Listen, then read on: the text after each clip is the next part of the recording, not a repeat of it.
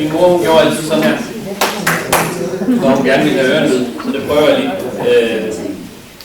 Velkommen til alle sammen.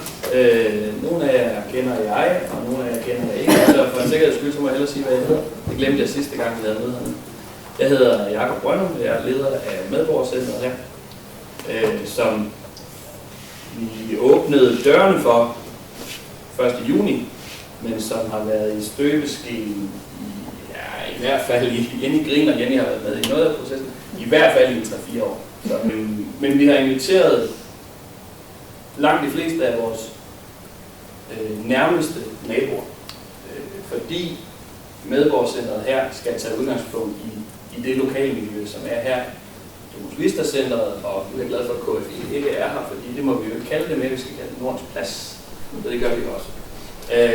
Men vi har inviteret alle vores gode naboer, vi har inviteret samarbejdspartnere fra Kvarterhuset, skolen med Nordens Plads, Søndermarksskolen, nogle af daginstitutionerne har inviteret, beboerforeninger, frivillige foreninger, hedder det grundejerforeninger, eller hvad hedder det, beboerforeninger, jeg ved ikke, hvad det hedder. Hvad hedder det?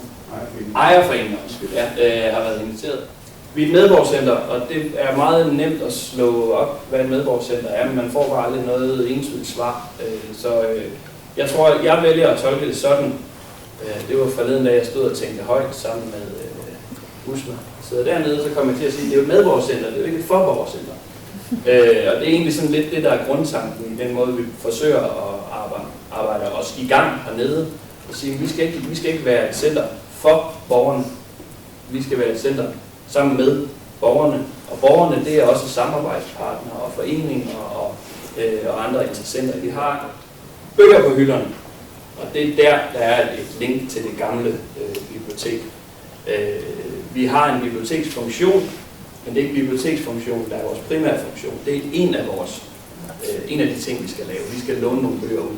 Ja, vi skal også hjælpe folk med at finde nogle bøger, men det er ikke det, vi skal lave som vores primære opgave. Fordi så vil vi ikke have det rum her, for eksempel. Hvad skulle vi bruge det til, når det ikke er fyldt med bøger? Og det rum, vi er i nu, hedder Flexrummet, og det er her, vi tænker, at vi kan lave alt det, som, eller meget af det, som faktisk har at gøre med jer. Det her er et rum, som kan bruges af dem, der har lyst til det her i området. Til det dem i området, der har lyst til at bruge det til. Jeg skal nok vende tilbage til, hvad man så ikke kan bruge det til.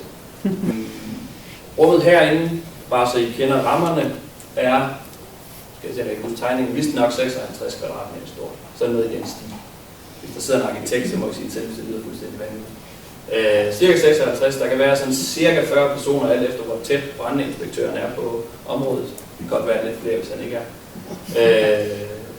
Vi har været 46 ind i hvert fald, da vi havde sådan en jomfru-rejse med det dagen før vi åbnede.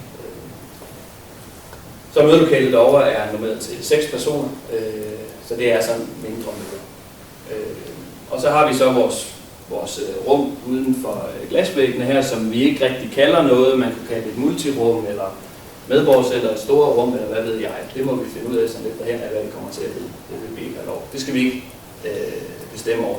Man kan ikke booke det, så på den måde er det ikke vigtigt, at det får et navn i det bookingsystem. Stedet her kommer til. Jeg ved ikke, om hvis I kigger ud, så kan I se, at der står en mand, som ikke har noget hoved. Fordi han er i gang med at kigge på fordøren. Og det har han været i gang med sammen med sine kolleger i hvert fald 3 uger. Den virker stadigvæk ikke. Det er åbenbart en meget kompliceret opgave. Og det er en kompliceret opgave, fordi det bliver et åbent sted, det bliver et åbent medborgercenter. Fra 8 til 23 er der åbent hernede hver dag. Og det er åbenbart en meget kompliceret opgave at få en dør og en alarm og en sygesikringsåbning til at snakke med hinanden. Så i dag er det ham, der var også en sidste uge. Så vi håber snart, at vi kommer op og køre. Og så får vi virkelig at se, hvordan det her sted fungerer. For som vi kører lige nu, så er vi åbent fra 10 til 17, hvor vi åbner døren, og lukker folk ind, og så smider vi folk ud igen kl. 17. Jeg har fået lov at sige noget i starten. Når jeg snart bliver afbrudt, så bliver det Jenny og Heidi, som sidder dernede bagved, som kører resten af dagen til dem, der vinder. Vi skal bygge på 4 forskellige pejlemærker, som alt, hvad vi går og laver i dagligdagen hernede, skal referere til. Og jeg vil lige sådan ganske kort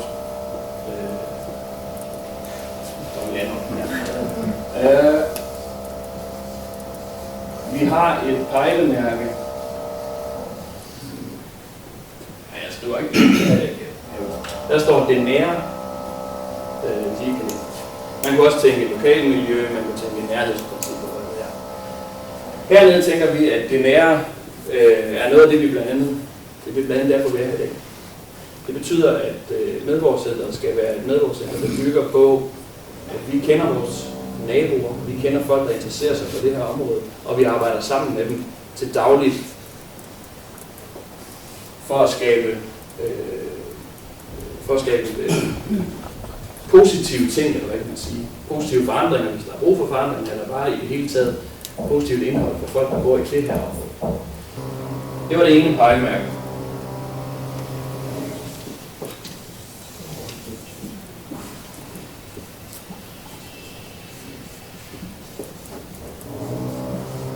Frivillighed er også et pejlemærke for os. Og det betyder, at vi også skal være et sted, hvor gode frivillige kræfter kan få et sted at samarbejde med, det lyder sådan lidt grimt, men sådan det kommunale, eller systemet, endnu mere, kommunen, hvad man nu vil. Vi er ikke et frivillighedscenter, eller et frivilligt center, som man har i nogle kommuner, men vi har en rem af huden, fordi vi også skal være et sted, hvor man kan få noget vejledning i, hvordan man laver frivilligt arbejde. Vi skal være et sted, hvor frivillige foreninger kan bo, komme fast og bruge stedet, uden at vi nødvendigvis behøver at stå og hænge dem over skulderen. At det er et sted, hvor man kan arbejde fra, som frivillig forening eller frivilligt netværk, hvad man nu er. Og så skal vi også have nogle egne aktiviteter, som er baseret på frivillighed.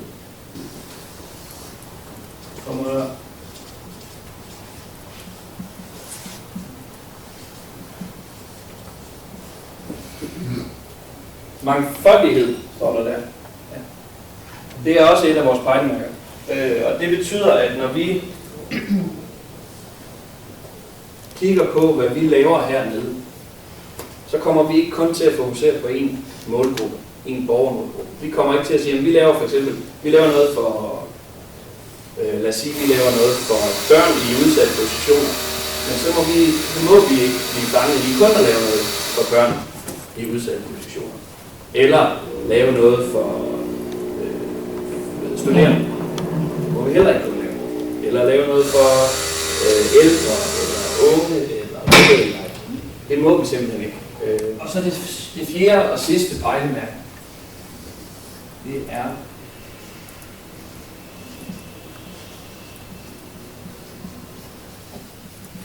det kulturelle.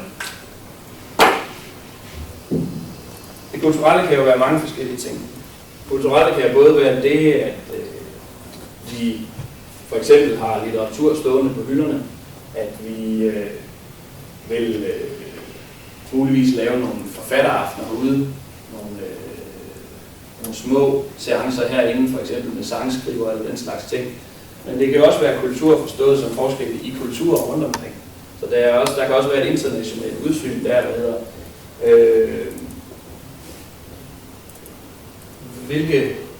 hvordan er kulturen i Danmark, og hvordan kan den så være kontra andre kulturer, og hvordan kan forskellige kulturer berige hinanden. Så kultur er i det her, i den her forståelse i hvert fald, ikke kun det, vi sådan på dansk siger kunst og kultur. Det kan også bare være ren kultur. Altså ikke sådan noget kultur, der er i gær og i tykmælk og sådan noget, der er godt for maven, men sådan mere, det er det ikke, vil jeg sige. Det kommer vi ikke til at bruge så meget. Lige præcis den kultur kommer vi ikke til at bruge så meget tid på, men forskellige kulturer blandt mennesker kunne vi sagtens læne os opad og føle os inspireret af at arbejde sammen med foreninger, som arbejder med det. Og et eller andet sted, i en eller anden position, herinde et eller andet sted, der ender vi med det, vi i daglig kalder bare MNP i daglig tale, men med medborgercenteret Nordens Plads. Jeg ved ikke, om vi kommer til at ligge der, og kommer til at være tættest på det nære, eller om vi kommer til at ligge hernede og være tæt på det kulturelle, eller frivilligheden, eller mangfoldigheden. Jeg håber, og jeg sigter efter, at vi kommer til at ligge lige midt, så vi ikke kommer til at få en slagside i den ene eller anden. Men det vil jeg jo rigtig gerne have noget hjælp til, fordi det kan jeg godt gå og sige hernede, men hvis ikke der er nogen, der er med til at fortælle den historie, så når vi ingen steder. Så derfor har vi... Derfor har vi inviteret det i dag, og vi kommer til at invitere igen. Ikke til et møde magen til det i dag, men sikkert til nogle andre seancer, hvor vi prøver at sige, kan vi hjælpe hinanden endnu mere? Kan vi bruge hinanden endnu mere til nogle andre ting? Og så den sidste ting. Hvor godt? Ja. Så, det er, at den 16. september, der holder vi åbningsfest, indvielsesfest, endagsfestival, hvad I nu vil kalde det, her og måske også i området rundt omkring, alt efter hvad vi finder på. Den kommer I til at høre mere om, og det kan også være, at der er nogen af jer, der skal deltage på den ene eller den anden måde. Jeg ved i hvert fald, at Zoom allerede er blevet taget led på at lave noget for. Det er godt, det er godt, det er godt. Ja, det skal jeg sige, det er Zoom, der filmer i dag, så I skal ikke blive alt for selvbevidste. Det er en god og veldrevet frivillig forening, i en frivillig forening, som arbejder med at dokumentere de forandringer, der sker i området herude. Og noget af det her kunne jeg også forestille mig kunne blive brugt i forhold til en åbningsudstilling eller noget lignende åbningsfilm. Det er en god overvejelse. Der til den 16. september, det vi snakke lidt om. Ja. Så det er ikke hverken landsdækkende medier eller noget andet. Så bare... Og det er ikke fordi, at de ikke kommer til at fortælle mere med Jakob, fordi han kommer til at svare på spørgsmål lige om et lille stykke tid. Men jeg har faktisk tænkt mig, at uanset hvorfor I er her i dag, og uanset hvad for nogle ting I kommer med, og hvad for nogle forventninger I har med at møde op til det her sted, så tænker jeg, at der også er et behov for at få nogle svar og finde ud af nogle ting. Og så har mig og Heidi og Jakob fundet ud af, at det vil vi gerne tage hånd om, og det er meget vigtigt at lige få lov til at give lidt plads til det. Men for at gøre det, så skal jeg bede jer om sådan lidt bøjstrækagtig gymnastik. Ikke andet end at rejse jer op og gå ud til det her bord, hvor den stakkels mand sidder og læser en avis, og tror, han skal få bagfred. Så lad os møde ved de her to bord.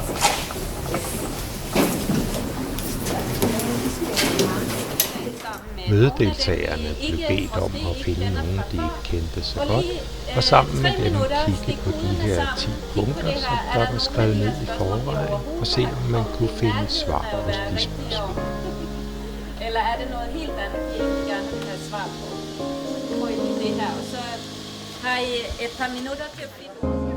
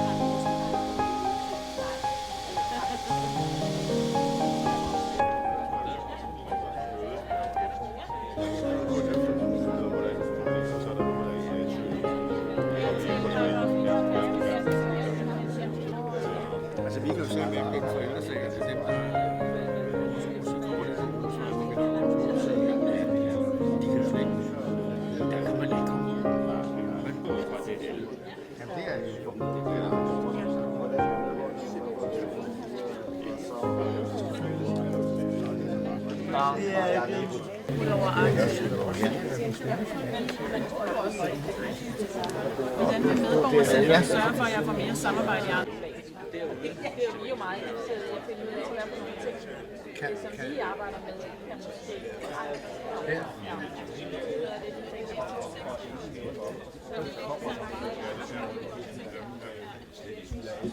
Det er jo jeres mulighed at stille de spørgsmål, som enten I synes der er relevante, som stod her, eller noget andet, I kom i tanke om, at hey, det her vi vil egentlig gerne have nogle svar på, og lad os vende det og tage det her og nu.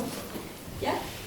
Først var vi meget interesserede i, hvordan kan man så være booke lokaler hernede, og jeg forstod, at der var nogen, der havde booket, som allerede har været herinde. Hvordan er man prioriteret? Booker man for et overgang? Hvem kommer først? Det er godt lige at få det pinpoint. Der er nogen, som har været en del af, hvad kan man sige, det grundlag, man har udviklet medborgercenteret på fra starten af. Men når vi skal vælge ud, hvis det er det, du spørger til, hvis vi står med 2 lige gode, så kommer vi til at kigge her og så sige, jamen hvordan forholder lad os nu sige, at jeg får 15 ansøgninger til næste halvår eller noget lignende, så vi vil gerne alle sammen ind. Så bliver jeg nødt til at kigge især over på det, der hedder mangfoldighed, og på det, der hedder frivillighed, og sige, hvad er det for nogen, hvem er det, der vil ind her? Er det nogen, der laver fuldstændig det samme, som dem, der er i forvejen? Er det nogen, der laver noget markant anderledes? Er det nogen, der kan trække nogle nye målgrupper til det her sted? Kan vi få mere mangfoldighed ind? Altså, de opfølgende spørgsmål. Må lukkede klubber låne det? Altså, man kunne forestille, at der var en lokal petanqueforening, der skulle holde et årligt medlemsmøde. Må de så lukke døren og sige, nu er det også der herinde? Altså, hvis det er et årligt møde, ja. Så, og hvis der er plads, og hvis der ikke er nogen, der står og i øvrigt, der skal bruge det, så ja, i en eller anden udstrækning. Nu nævnte du petanque, hvor jeg tænker, at det er sådan noget rimelig ufarligt. Men altså, der er nogle ting, som vi ikke låner vores... Ja, ufarligt, hvis man står i den rigtige ende af kuglen. Men der er nogle ting, vi ikke låner lejre lokalt ud til. Altså partipolitik, religiøse formål og hvad kan man sige, sådan nogle lukkede klubber. Det kommer vi ikke til. Der skal være en eller anden form for åbenhed i det, der sker. Hvis den lokale boligforening skal holde afdelingsmøde, og deres fællesrummer er lille, vil de have mulighed for at... Ja, helt sikkert. Ja, det vil vi gerne gøre. Hvad med grupper, som ikke er nedsat til en forening? Kan de også nogle lokale? Det er klart, det kommer an på, hvordan vi så er struktureret. Altså man kan sige, over i det gamle bibliotek havde vi venligboerne, fordi venligboerne er, så vidt jeg ved ikke, en forening i hvert fald sådan i den klassiske danske, det er mere et netværk. Og ja, de brugte biblioteket til nogle aftenarrangementer, hvor de øvede sig på dansk, tror jeg, med nogle flygtninge, som vi spurgte i her. Sådan noget vil jeg sige, men det handler om man er stabil nok. Og det er ikke altid, man behøver at være en forening, hvorfor at være det. Så det bliver en vurdering. Ja. Har I overvejet, hvordan man kunne lave en fælles annoncering af aktiviteter, sådan at alle foreninger kunne få glæde af hinanden? De kommer fra Venstre Mødested, og de er nyhedsudleveret. Og vi har for eksempel arrangementer her på onsdag. Og vi vil jo meget gerne have, at der var andre end dem, der lige er med i vores lille gruppe, der kunne være med, og så skulle vi måske fungere med det. Hvordan kan man lave noget fælles? Har de en hjemmeside, eller et sted, man kan lave opslag, eller hvordan har I tænkt det? Ja. Hjemmeside, eventuelt Facebook-side og sådan noget, det er noget, vi er ved at snakke om, hvordan vi kan gøre. Når du taler om vi kan lave noget sådan fælles annoncering, så ja, vi gør i hvert fald noget, kan man sige. Vi er ude på den sorte skærm, der vender derude, det skal jeg lige sige, det sagde til håndværkerne meget stramt i fredags, den vender forkert. Den der skærm skal vende ud i området, og skal fortælle, hvad der foregår i området, og ikke hvad der foregår. Det skal også fortælle, hvad vi laver. Den skal også fortælle, hvis Mænds Mødesteder har noget, eller hvis Zoom laver noget et sted, eller hvis Domusklubben har noget, som de vil invitere ind til, eller hvis Michael over i Meny har en vinsmænding en aften, eller hvad det nu kunne være, så er der mulighed for at få det med her. Og så samarbejder vi i øvrigt med Kvarterhuset og Søndermarken, også i forhold til at få udvekslet nogle ting, og vi har lige vist at snakke om nogle gange efterhånden, at vi også kan sende jeres aktiviteter herover. Og så bliver der altid spurgt, hvad som er plakater, og jeg er ked af at sige det, men den går altså ikke. Vi er også et forsøgssted for Biblioteket Frederiksberg, hvor vi prøver at bruge de digitale skærmformater. Ja. Er der formaliseret samarbejde med de øvrige kulturhuse, nu nævnte Kube, der er nede på Christian Poulsensvej, sådan et lille beboerhus dernede, hvor man også lidt i samme gænge som det her kan booke sig ind? Det er det ikke. Jeg kan sige, at Biblioteket Frederiksberg har samarbejdet med Kube. Ikke specifikt, det er fordi vi har et men vi har også mere samarbejde end bare det, kan man sige. Men nej, der er ikke noget sådan netværk af åbne steder i Frederiksberg Kommune, men det er da en mulighed. Det har jeg ikke tænkt over overhovedet, så det vil jeg da gerne lige skrive op bagved. Andre ting, ja. Hvordan, altså, der er nogle ting, I har ligesom taget med fra det gamle bibliotek, som er sådan jeres aktivt. Det er jo ikke nogen, der sådan måske låner sig ind på den måde, men det er noget, I arrangerer eller sådan, ikke? Vil I også komme til at gøre noget af det, hvor I sætter selv noget i gang? Og jeg tænker faktisk sådan, præcis, eller mere sådan specifikt på altså midler og sådan noget til, hvis der er nogle beboere, der gerne vil i gang sætte noget, de har ikke nogen penge til at gøre det, for eksempel. Kan de så komme her og sige, vi vil gerne lave det og det, og har I penge til at hjælpe på sig sted, eller sådan noget? Altså jeg vil sige det sådan, jeg vil hellere vende den om og så sige, hvis vi har hjælp, og vi har hjerterum, og vi har plads, og det er rigtig langt, man kan nå for det, vil jeg sige. Hvis indgangen er, og det siger jeg ikke, det siger, men hvis indgangen er, kan vi få nogle penge af jer til at lave noget for, så har kommunen andre puljer til det. Men vi vil rigtig, rigtig gerne investere vores tid i at få folk til at kunne lave noget selv. Og jeg tænker måske også på dem, der ikke er organiseret som foreninger, og måske heller ikke men det kan også være noget, hvor de tænker, det er lige det, vi skal. Nej, netop. Og hvis man siger, okay, men så må man fortælle lidt, vil I være en forening? Nej, det vil vi ikke. Hvad vil I så være? Det vil være et netværk. Okay, men hvad gør man så, hvis man skal være et netværk? Hvad er faldgrupperne? Så vil I også være med i en proces, hvor vi så er støtte? Ja, fordi der vil jeg tro, at der synes jeg, at vi bevæger os herover i det, der hedder frivillighed. Og frivillighed er ikke kun forening. Der står nemlig ikke foreningsliv på frivillighed. Og der tænker jeg, at så vil vi gerne være. Altså den der lille dame af huden fra et frivilligt center har vi trods alt. Vi kommer bare ikke til at specialisere os kun i det, som man gør på et frivilligt center. Så ja, vi tager gerne imod folk, der kommer og siger, jeg har en idé til. Nu havde vi skalerdrengene inde for eksempel her i fredags. De synes, det var skide sjovt at være her. Men de har ikke lyst til at lave nogen forening. Men det kan godt være, at de har lyst til at bruge os til en gang imellem. Løbehjulsdrengene var det nok mere. Jeg tænker måske især på spørgsmål 5, i kraft af dagens formål også. Hvordan vil medborgercentret sørge for, at jeg får mere samarbejde med andre i området? Nu gør vi det her i dag, og der er nogen, der får ansigter på nogen, som de måske ikke har set før, og der er nogen, der... jeg får nogle ansigter på nogle mennesker, og når I stiller spørgsmål, så kommer jeg til at tænke på nogle ting, som jeg ikke har tænkt på før, som jeg skal være opmærksom på. Så det der med at få området knyttet endnu tættere sammen, jeg synes faktisk, at det her område er tæt knyttet sammen. Der er rigtig mange mennesker, som hjælper hinanden på kryds og på tværs, og kender hinanden på kryds og på tværs i forvejen.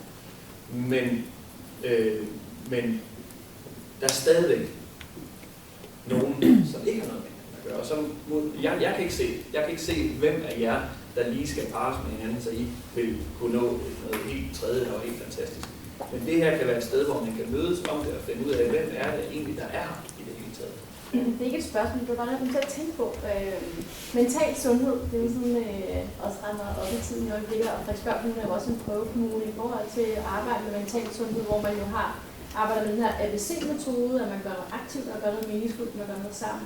Jeg synes bare, at det var bare et forslag til også, at man kunne have det måske på som sådan en dot, fordi jeg synes jo, det kunne være et sted, hvilket der kunne rumme de her ting, og hvis jeg også gerne vil have, at de forskellige aktører arbejder sammen og spiller hinanden gode, så ja.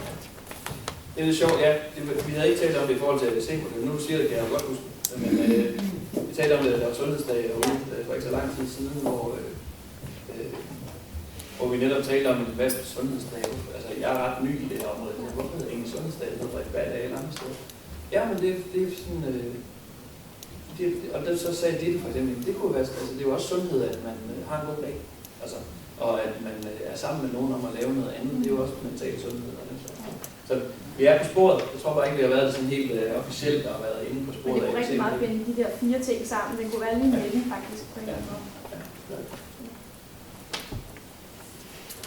Vi er ved at være ved de sidste spørgsmål, så det er nu, vi skal komme med dem. Har I nogle skabe, hvis man kommer ud fast, altså sådan man får lov til at låse nogle ting ind, eller noget, man kan bruge? Det er samme situation som med tusserne. Det er på vej. Det er også bestilt. Og vi ved også, at det kommer, men det kommer her i løbet af sommeren. Ja, det er bare, hvis man nu gerne vil lave noget herude, eller gerne vil snakke med nogen, hvordan kommer man i kontakt med? Det er mig. På din mailadresse. Ja. Og det gør frivillige også, så det er dit navn, man sender ud. Ja. Man siger. Ja. Indtil videre. Ja. Så er det man gør. Jeg ved ikke, hvem der var først. Det er dig, Mathilde. Ja, så vi snakker om nærhed.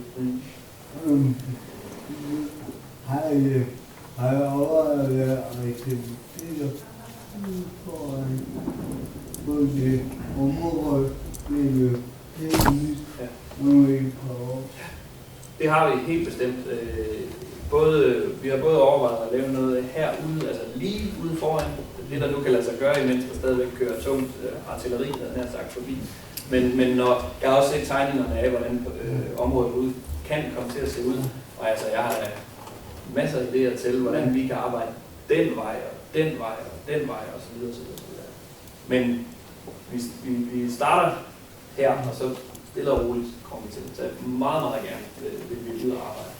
Altså jeg håber sådan, at den 16. september, hvor vi har åbningsfest, det kan være første gang, at vi skal lige ud og finde ud af, hvilke græsplaner vi kan låne og sådan ting rundt omkring, og hvad der er sikkert. Fordi vi arbejder også i weekenden. Men vi vil meget, meget gerne arbejde det sådan. Men nu skal I lige have lov til at have 15 minutters pause og lidt kaffe, og der er nogle croissanter stadigvæk. Og så skal vi nok samle om.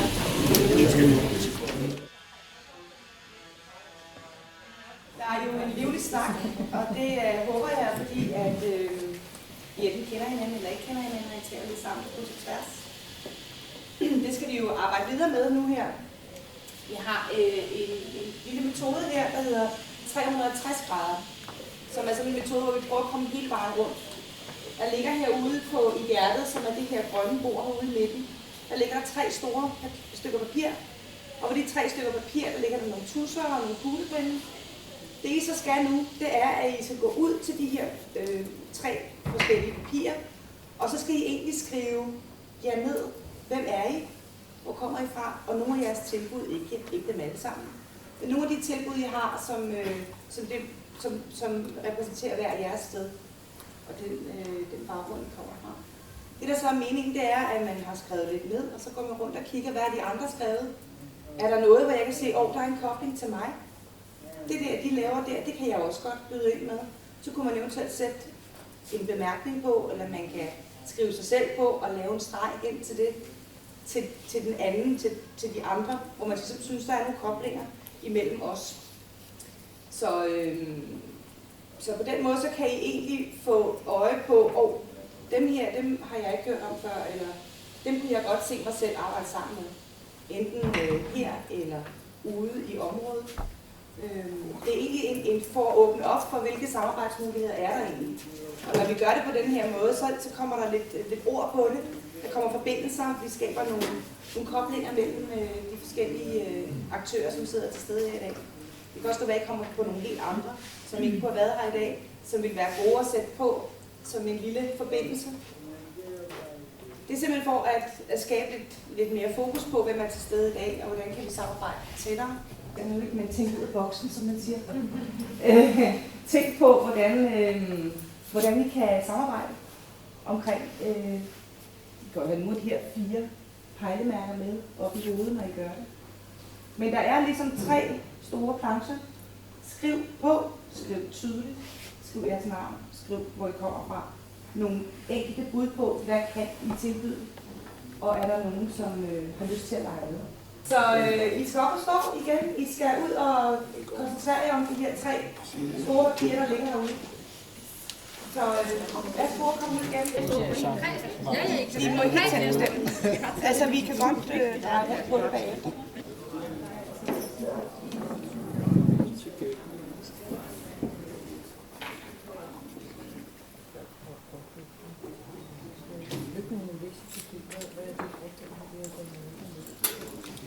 Her har jeg lavet det, altså Rinders Café. Jeg kigger bare på Rinders Café.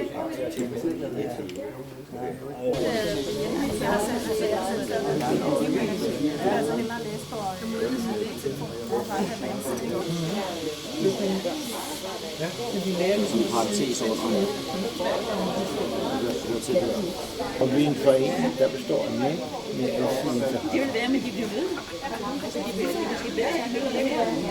Ja, altså, så vi bruger netop de punkter dernede, og de griffer lige på den, ikke? Og så der kan være meget af dem, vi tager med hjem.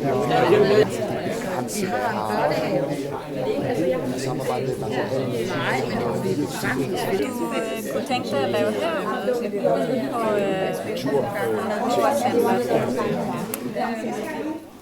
Det er, inden vi jakkerkanten og runder af for i dag, så skal vi egentlig samle op på det, som vi lige har lavet ude ved hjertet herude.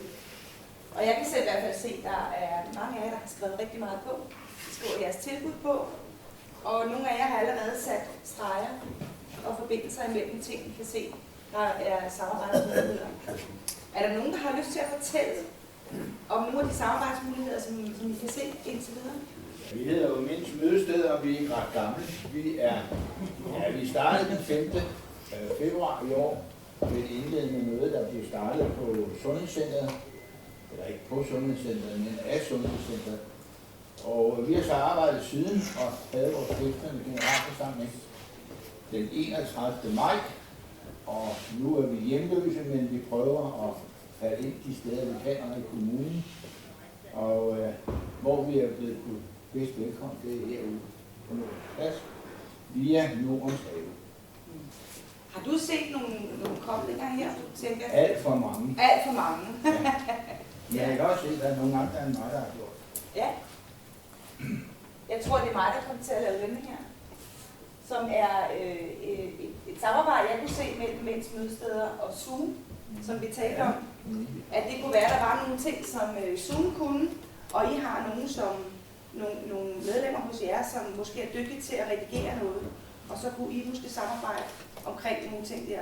Eller skulle vi blive dygtige sammen? Så kunne man blive dygtige sammen. Ja, lige præcis. Det er jo inden for lektiehjælp, som bliver også tilbudt her, hvor jeg er med, og Christians fortalte sig, hvad han lavede af lektiecafé med flygtninge i Kuben. Og det er jo ret nærliggende, at det er det samme. Det er det samme, vi laver. Ja. Tilbyder lektiehjælp til dem, der gerne vil have det. Christian har sagt, at jeg kunne forstå, at det var en lille smule mere opsøgende, end vi er her, men det er sådan forskellen. Så man kunne forestille sig, at der kunne være en eller anden kobling mellem eventuelt det med at være opsøgende, og det med at være dem, der tager imod, eller kunne det være noget? Altså, man kan sige, jeg har jo den store udfordring, at jeg har kun den unge flygtninge-lektiecafé, hvor en gymnasieklasse og ungeklassen fra WUF mødes og laver lektier og har socialt samvær. Og det er jo ikke en ting som en familie-lektiecafé, men familierne er svært at trække ud på kuben, så hvis der er for langt fysisk afstand, så man kan sige, kunne man begynde at tænke i, at den blev måske oprettet flere steder, men til flere lokationer her, og vi har jo midlertidige boliger til nogle af flygtningefamilierne lige ved siden af, altså så der er der masser af samarbejdspotentiale i det. Matchmaking hjemme. Ja. Andre koblinger, som I har lyst til at sige, har fået blik for?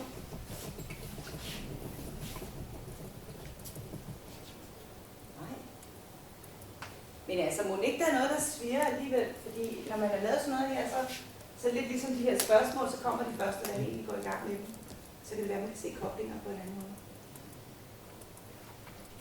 Mark, der er også nogle ting, som du måske kunne fortælle lidt om. Jeg synes også, du har lavet nogle streger her.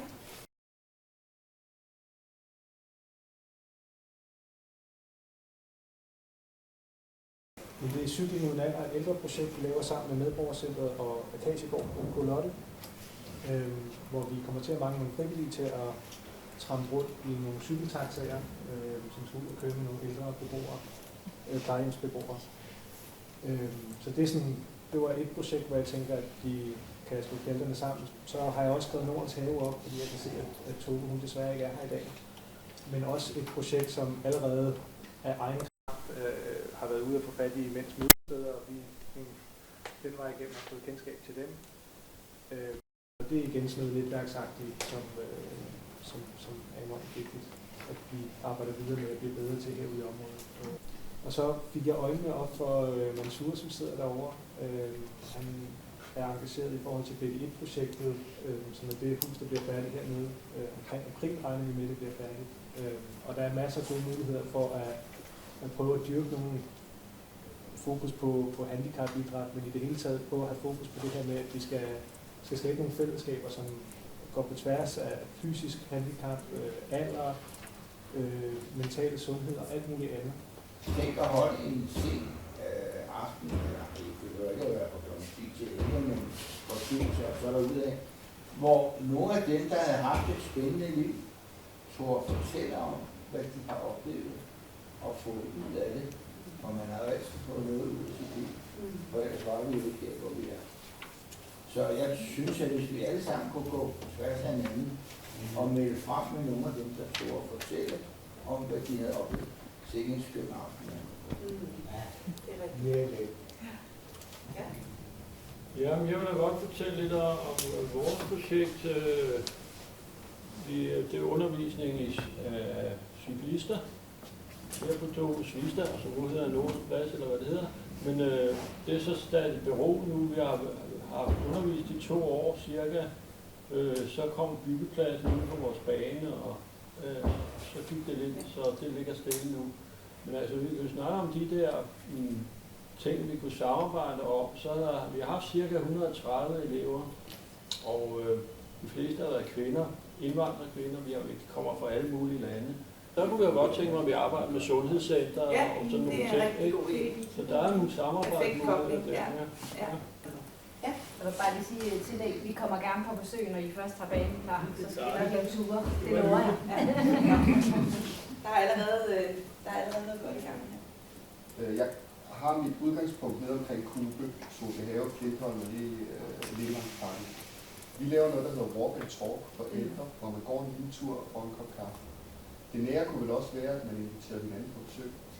Man gik en tur herud. Man gik herfra og kom ud til os.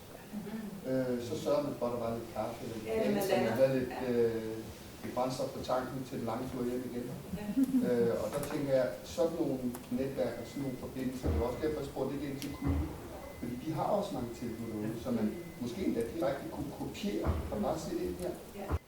Når jeg snakker om de unge, har det opbygget ikke, at man ved, når det bliver færdigt, så bedre socialøkonomi virker med nødvendig uddannelse, hvor man pakker og tænder nogle caféer, hvor vi også tænker, at de unge skal gå med. Så et mødested med café for de unge. Ja. Hvad du vil sige noget? Nå, men jeg tænker bare, at det er nærmest et udgangspunkt, som vi skal have på plads, at de kan være her, at de føler sig hjemme her. Ja. Fordi det er jo dem, der hænger ud om aftenen, og når børnefamilierne ikke er her, eller, altså, så vi vil jo gerne have, at de har et godt ejerskab og føler sig hjemme her. Det skal vi. Det er noget, vi så skal. Altså, det er de store ting. Ja. Men man kunne måske godt forestille sig, at man kunne starte med nogle helt faste arrangementer eller noget, et eller andet, som gjorde, at de fik kendskab til stedet og varer. Og så på den måde, når man sådan har været her nogle gange, skal det være, at de bare defilerer forbi og bruger stedet. Og jeg ved, de også brugt biblioteket, både til lektiecafé, men også bare til at hænge lidt ud og sådan, ikke? Jeg tænker, vi skal jo mødes, og så tænker jeg, at vi tager et møde med de unge om, hvordan vi godt kunne tænke sig at bruge stedet, ikke? Altså invitere dem ind og tage dem den vej. Ja. Så for dem, i stedet for at opfinde noget selv. Ja, præcis. Vi er jo ikke kloge til det her. Nej. Det er også en god idé. Ja. Jeg ved ikke, jeg synes egentlig, at vi kan lage noget rundt. Så Jakob, du får lov til at holde med. Så rejser jeg mig op i den fulde højde. Ja. Det bliver ikke bedre. Eller højere. Jeg vil bare sige, jeg lovede, at jeg skulle nok sige farvel. Det vil jeg gerne sige farvel. Tak fordi I kom. Og jeg kommer til at gøre noget, eller vi kommer til at gøre noget, blandt andet det her med at sende mailoppresser ud, så kommer vi jo til at være og samle op og de idéer og til samarbejdet, der er kommet her, kommer vi til at tage med os videre. Men jeg vil også gerne invitere jer til, så er det dig igen, jeg sagde det tidligere, nogle gange så får man først spørgsmål, når man er på vej hjem. Så tag lige fat i os, eller sige, hey, jeg er kommet til at tænke på det, eller nu var der lige en kobling i forhold til nogle andre, hvad med det? Og så skal I være forberedt på, at hvis I så ringer eller skriver om, så siger jeg, det lyder som en god idé. Hvordan kan du være med til, at det kommer til at ske? Fordi igen den der, vi vil gerne gøre rigtig meget, men vi er ikke flere, vi er. Så vi vil rigtig gerne have jer med til at lave de der koblinger. Og så kan vi godt være det sted, hvor den der store hat, de bliver smidt i. Men vi vil meget gerne have, at I er med til at få dem ført ud i livet. Så ja, og så har jeg bare lyst til at slutte af med en lille anekdote om det der med, hvad der kan opstå i fortællinger. Er det ikke okay? Vi havde informationsmøde, bare sådan en lille solstrålehistorie for, hvad der kan ske sådan et sted, som også har noget med de unge at gøre. Omflytning.